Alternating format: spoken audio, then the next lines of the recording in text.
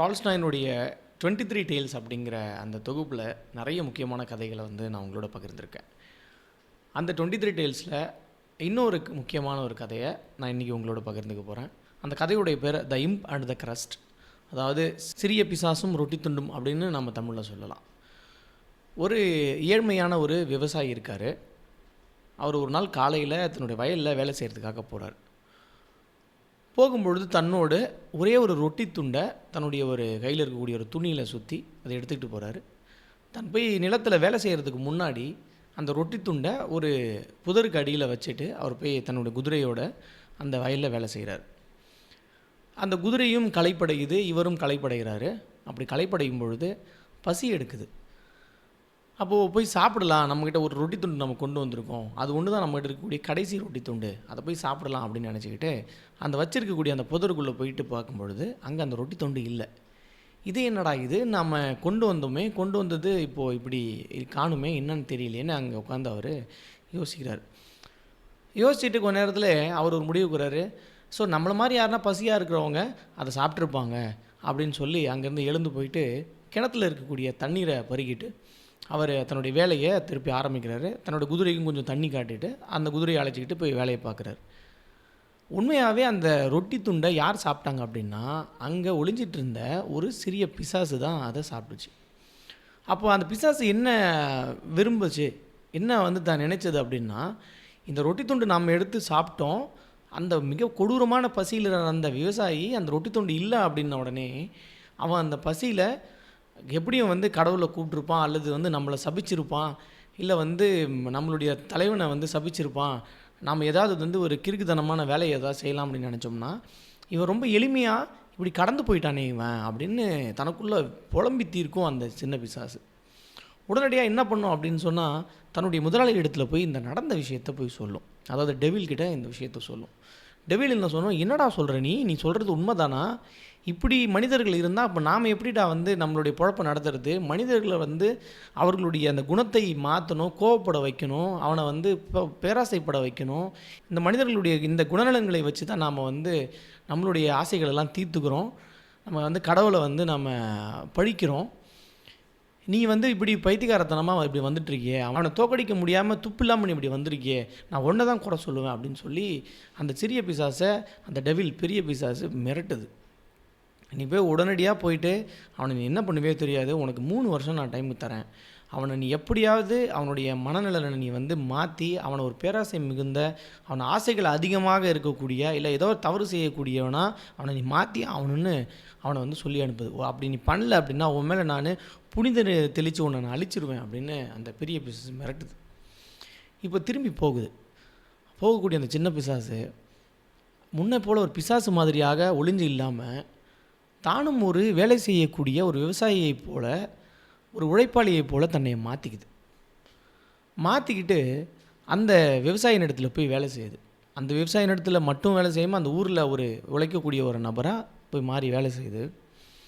அப்போது அந்த பையனாக போயிருக்கக்கூடிய அவன் ஊரில் இருக்கவங்களுக்கு ஒரு ஐடியா கொடுக்குறான். என்னென்னா, நாம் இந்த முறை நம்மளுடைய மக்காச்சோளங்கள் எல்லாத்தையும் ஒரு ஒரு ஈரமான இந்த நிலத்தில் நம்ம நடலாம், நிறைய விளைச்சல் நமக்கு கிடைக்கும், நமக்கு லாபம் நிறைய கிடைக்கும் அப்படின்னு சொல்லுவோம். எல்லோரும் அவனுடைய பேச்சை கேட்டு, இவன் நல்ல உழைக்கக்கூடிய ஒரு சிறுவனாக இருக்கிறானே, அவனுடைய பேச்சை மதிப்போம் அப்படின்னு எல்லாரும் விளைவிப்பாங்க. ஆனால் அவன் சொன்னதுக்கு எதிராக எல்லாருக்கும் மிக மோசமான ஒரு நிலை ஏற்படும். விளைச்சலே இருக்காது, எல்லாம் கருகி போயிடும், அதிகமான வெயிலில் நீர் இருக்காது, அதனால் கருகி போயிடும். ஆனால் அந்த ஏழை விவசாயியாக இருந்தானே, அவனுடைய நிலத்தில் மட்டும் மிக சிறப்பான விளைச்சல் இருக்கும், அவனுக்கு மட்டும் நல்ல லாபம் அதுலேருந்து கிடைக்கும். சரி, திருப்பியும் அடுத்த முறை பயிர் வைக்கும்பொழுது இதே போல் போன முறை நம்ம அங்கே வச்சோம், இந்த முறை நம்ம மலைக்கு மேலே பயிரிடலாம், நல்ல நமக்கு அறுவடை கிடைக்கும், நல்ல லாபம் கிடைக்கும் அப்படின்னு திருப்பியும் சொன்ன உடனே, சரி இந்த முறை கண்டிப்பாக நம்ம நல்ல அறுவடை நமக்கு பண்ணிடலாம் நம்ம பயிர்களை அப்படின்னு நினச்சி மேலே நடுவாங்க. இந்த முறையும் எல்லாருக்குமே அதே போல் அந்த பயிர்கள் கருகி போயிடும், நினச்ச மாதிரியான விளைச்சல் கிடைக்காது, அறுவடை பண்ண முடியாது. இந்த முறையும் அந்த முதல்ல அந்த ரொட்டி துண்டை விட்ட அந்த விவசாயிக்கு நல்ல விளைச்சல் இருக்கும், அவருக்கு அதில் அதிகமான வருமானங்கள் கிடைக்கும். நம்மகிட்ட தேவைக்கு அதிகமான சோளங்கள் இருக்குது, இது ஏன் நம்ம போதை வஸ்தா மாற்றக்கூடாது, எல்லோரும் குடிக்கக்கூடிய மதுபானமா ஏன் மாற்றக்கூடாது அப்படின்னு கேட்கும். அந்த தேவைக்கு அதிகமான பொருளை மதுபானமாக தயாரித்து அங்கே இருக்கக்கூடிய அந்த மனிதன், அந்த நபர் தானும் தன்னோடு சேர்ந்திருக்கக்கூடிய அந்த பணக்கார விவசாயிகள் எல்லாரும் சேர்ந்து அதை குடிக்க ஆரம்பிப்பாங்க. ஒரு கட்டத்தில் இது ஒரு மிகப்பெரிய ஒரு போதையாக மாறி தன்னுடைய மனைவியை வந்து ஒரு கூட்டமாக எல்லாம் உட்காந்து குடிச்சிருக்கிற நேரத்தில் அந்த மதுபானம் தவறி சிந்திடும். அப்போது அந்த நபர், அந்த விவசாயியாக இருந்த நபர் இப்போது நிறைய வந்து அறுவடை பண்ணி பணம் அதிலிருந்து ஈட்டின அந்த நபர் மதுபானங்கள் மூலியமாக பெரிய பணக்காரர்களோடு பழகக்கூடிய அந்த நபர் தன்னுடைய மனைவி எல்லார் முன்னாடியும் மிக மோசமான முறையில் திட்டுறாரு. உனக்கு அறிவில்லையா, எப்படி நீ இவ்வளவு வந்து ஒரு தரமான ஒரு மதுபானத்தை நீ எப்படி கீழே கொட்டுவ அப்படின்னு மிக கீழ்த்தரமாக எல்லோரோட முன்னாடியும் அவர் வந்து திட்டுறார். ஆக அந்த மனிதன் தவறின முதல் இடமாக டால்ஸ்டாய் இந்த இடத்துல காட்சிப்படுத்துகிறார்.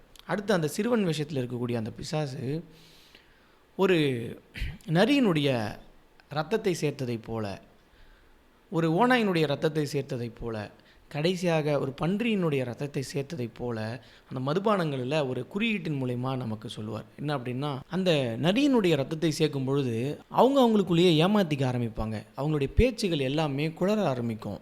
தேவையான வார்த்தைகள் எல்லாம் விட ஆரம்பிப்பாங்க. இது எல்லாத்தையுமே அமைதியாக உட்காந்து வேடிக்கை பார்த்துருக்கேன். அந்த பெரிய பிசாசு என்னடா, இது நான் நினச்சதை விட ரொம்ப அதிகமாக போயிட்டுருக்கேன் பொழுது அந்த சிறிய பிசாசு சொல்லும், வெயிட் இரு இன்னும் நடக்க வேண்டியது நிறைய இருக்குது, கொஞ்சம் பொறுமையாக இரு அப்படின்னு. அடுத்த முறை அந்த கோப்பையில் அவங்க அந்த மதுபானத்தில் ஒரு ஓநாயினுடைய ரத்தத்தை வந்து சேர்க்கும். இந்த முறை அவங்க ஒருத்தரும் அவங்களுக்குள்ள கடுமையான வார்த்தைகளால் திட்டிக்கிட்டு, ஒரு மாதிரியான வஞ்சகமான மனிதர்கள் பேசக்கூடிய மொழியில் பேசிக்கிட்டு மிக மோசமான நபர்களாக மாற்றமடையக்கூடிய ஒரு காட்சியை இந்த இடத்துல வைக்கிறாரு.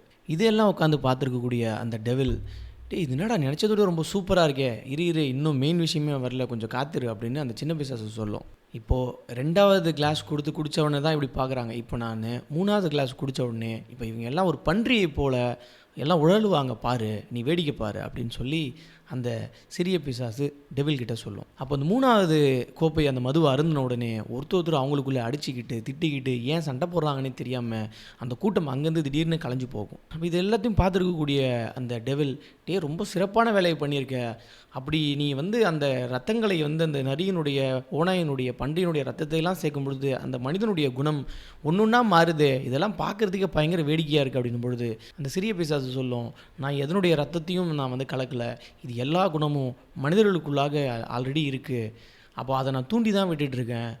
என்ன தூண்டி விட்டுருக்கேன் அப்படின்னா, தனக்கு போதும் அப்படிங்கிற அளவில் இருக்கும் பொழுது, தன்னிடத்தில் ஒரே ஒரு ரொட்டி துண்டு தான் இருக்குது அப்படின்னும் பொழுது, அதை மற்றவர்கள் யாரோ எடுத்து பசிக்கு சாப்பிட்டாங்கன்னு நினச்சி இருந்த அதே மனுஷனுக்குள்ளே தனக்கு போதுங்கிற அந்த நிலையை விட நான் அதிகமான என்கிட்ட பொருள் இருக்குது அப்படின்ற அந்த பேராசையை ஒருத்தனுக்குள்ளே நான் விதைக்கும் பொழுது, அவனுக்குள்ளாக இப்படியான கொடூர குணங்களும் மனிதத்தன்மையற்ற இந்த மாதிரியான செயல்களும் ஒரு விலங்குகளைப் போல வேட்டையாடக்கூடிய குணமும் எல்லாமே மனிதனுக்குள்ளாக ஒளிஞ்சிருக்கு, அது எல்லாமே வெளிப்படும். ஆக அந்த பேராசையை தான் நான் இங்கே வந்து என்ன பண்ணியிருக்கேன், இந்த மனிதனுக்குள்ளாக நான் வந்து மூட்டி விட்டுருக்கேன். அதே போல் அந்த தன்னிடத்தில் இருக்கக்கூடிய பொருளை வேற ஒரு பொருளாக மாற்றாமல் ஒரு மதுபானமாக அவன் மாற்றினதன் மூலயமா அந்த மதுபானத்தின் வழியாக ஒரு மனிதனுடைய சிந்திக்கிற தன்மையை நாம் முழுசாக வந்து காலி பண்ண முடியும். அதனால் இப்படி பேராசையும் அந்த மதுபானமும் இரண்டும் இணையும் பொழுது இந்த மனிதர்களுக்குள்ளாக ஏற்படக்கூடிய எல்லா மோசமான செயல்களும் நம்ம முன்னாடி நடந்ததை இப்போ நீ பார்த்த. ஆக இப்படி அவன் ஒரு மிருகமாக மாறிப்போவதை நம் கண் முன்னாடி பார்க்குறோம் அப்படின்னு அந்த சிறிய பிசாசு சொல்லுது. இதையெல்லாம் பார்த்த உடனே அந்த டெவில் அந்த சிறிய பிசாசை ரொம்ப பாராட்டி, நீ ரொம்ப அற்புதமான வேலை செஞ்சுருக்க அப்படின்னு சொல்லி இந்த கதையை வந்து டால்ஸ்டாய் முடிக்கிறாரு.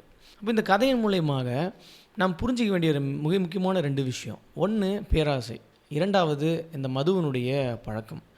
பேராசை எப்படி மிக மோசமான விஷயமோ அதே போல் மது அருந்துவது மிக மோசமான சீரழிவை, குடும்ப சீரழிவை, சமுதாய சீரழிவை ஏற்படுத்தும் அப்படிங்கிறத ஒரு மறைமுகமான ஒரு மெட்டஃபாரிக்கல் லாங்குவேஜில் டால்ஸ்டாய் நம்மளோட வந்து இந்த கதையில் சொல்லியிருப்பார்.